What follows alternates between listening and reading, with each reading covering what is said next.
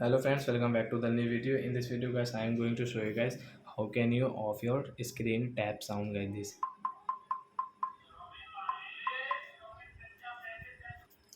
So friends, you want to off this sound so as you can off it, this touch sound guys here.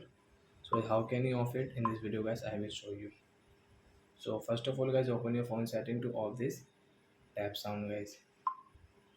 Then guys, scroll and as you can see your sound and vibration setting in your Xiaomi phone.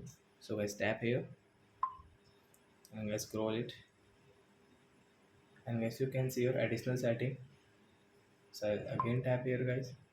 As you can see your tap sound means touch sound. So as you will off from here, then as you can see there is no any sound guys. You can use your phone without this sound guys. So guys, I hope friends you have understood how to off this tap sound in our Xiaomi phone. So that's it guys, thanks for watching. So guys, now we will meet on guys next video guys with new topic. Before going guys, please go and like my video, subscribe my channel. Bye bye friends.